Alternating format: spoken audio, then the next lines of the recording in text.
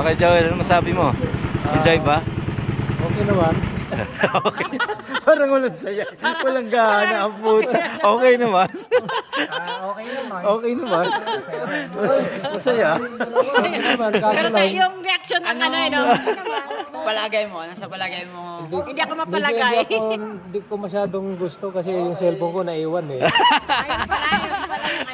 Wala siyang memories. Hindi, ito naman eh. Pwede mo naman itong i-copy. Masarap dito pag may kasamang boyfriend. Charot.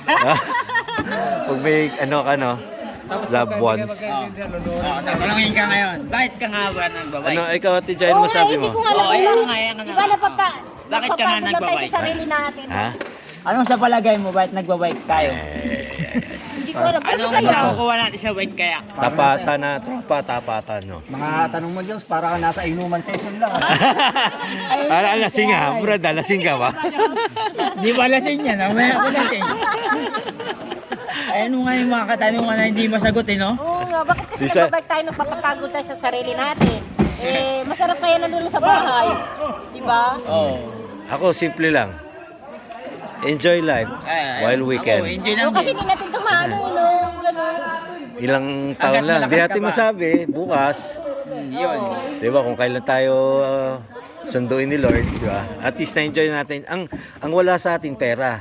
Pero meron tayo, sariling satisfaction, kaligayahan. Kaligayahan yan. Ikaw lang makakapagsabi ng Kasi ang masaya ka sa mga buhay. may pera, hindi pupunta dito. Puro lang yan, swimming pool. Oo. Kunin sila. Mga resort talaga yung ano nila. Resort. Pagkakaiba nila sa atin, Kaya, enjoy may ka pera na. sila tayo, wala man tayo pera, pero na-enjoy natin ang buhay. Na-enjoy natin.